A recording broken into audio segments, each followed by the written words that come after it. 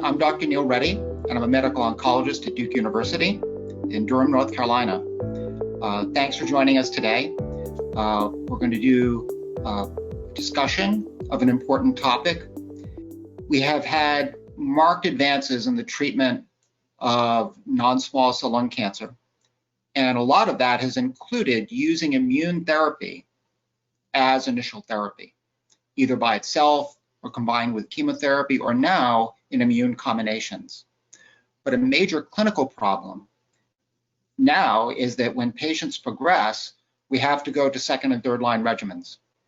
And that has now become more complex because we've often used chemotherapy and immune therapy as part of initial treatment.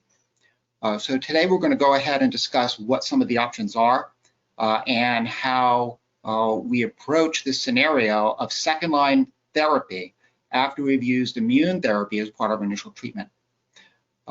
With us today is Dr. Gadil, and he is going to tell us part of what he uses in the second line setting. Thank you, Dr. Reddy. It's really great to join you today. As you mentioned, with the change in frontline therapy, we really don't have randomized prospective data to define our second line therapy.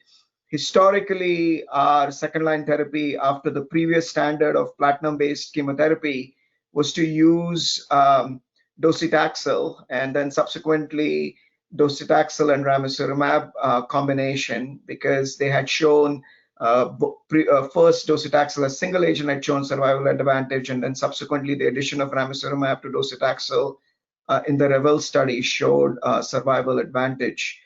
And so that is definitely a consideration, particularly in patients who have had platinum-based chemotherapy plus immunotherapy as the frontline treatment option, or nowadays in a very small minority of patients, if immunotherapy is not considered frontline because of some history of autoimmune diseases, docetaxel with or without ramucirumab could still be considered as a second line option.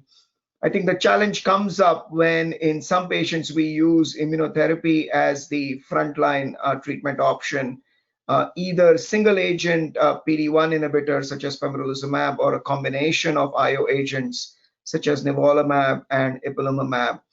And at the present time, at least in my practice, I've been leaning towards doing a platinum-based combination because these patients have not received chemotherapy. And I would consider doing platinum-based combination chemotherapy as the next option, though we have no data as to what the efficacy of platinum-based chemotherapy would be in such patients. Wonder what you'll consider in these patients. I think that those are all important points, and I agree with all of that. I think that one scenario that we are all facing now is that often patients will respond to immune therapy for a while, and then they progress. And a major question is, when we go to chemotherapy, then do we continue the immune therapy with it, or do we go to chemotherapy alone? And that's something we don't know the answer for. There are important clinical trials that are ongoing specifically to answer that question, and it's important that we all contribute to those trials, because right now we don't know what the right thing to do is. In my own practice, for patients that have had a dramatic response to immune therapy and a prolonged one, I will sometimes give chemotherapy plus immune therapy, but I don't have randomized data to tell me that that's the right thing to do. And I think that the other thing is that by definition, many of these patients that we treat initially with immune therapy, we didn't initially identify an actionable alteration where we can give them molecular therapy. And sometimes we find a driver that we can't target, but often we don't find anyone at all. And that's certainly a setting in a good performance status patient where if I don't have it already, I'll try to get next generation sequencing with a test like Foundation Medicine or Guardant or one of the other CLIA certified next generation sequencing strategies, because sometimes we find more rare actionable alterations like MET exon 14 deletions, and TERK fusions, and other highly actionable but uncommon molecular abnormalities.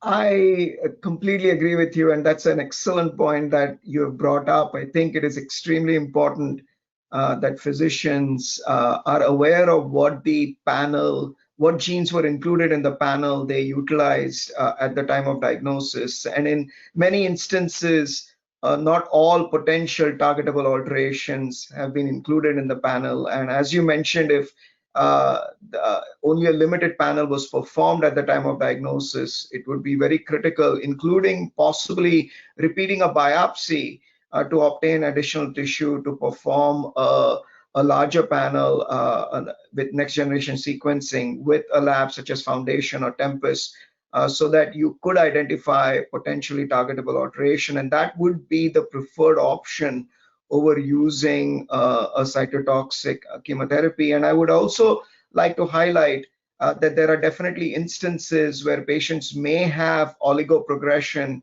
where, like we do in patients with, say, EGFR mutation or ALK translocation, where we use local treatments such as radiation and uncommonly even surgery to address the limited or oligoprogression that the patient has experienced.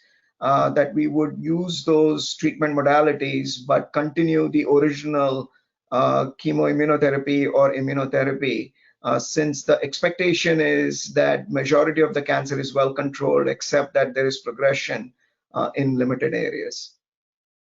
I was thinking the same thing. I agree with you completely. And there is some randomized data to support that approach now. So I think that sort of in conclusion, many of our patients are now getting immune therapy as part of their initial treatment.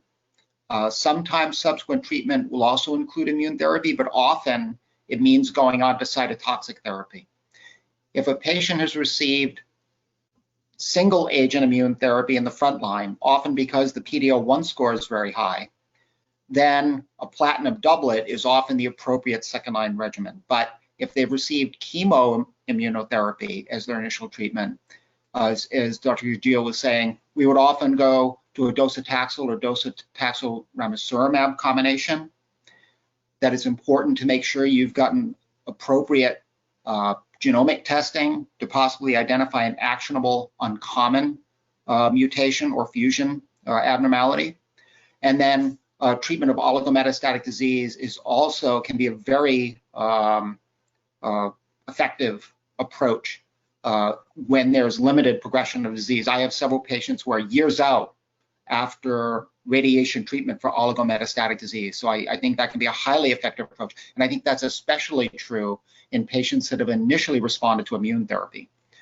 So I think that there are good options now, but it remains a challenge. I think treating patients in the post-IO setting remains a challenge, and that's one of our major areas of unmet need, but there are some effective options that we can choose. Thank you very much for your attention today.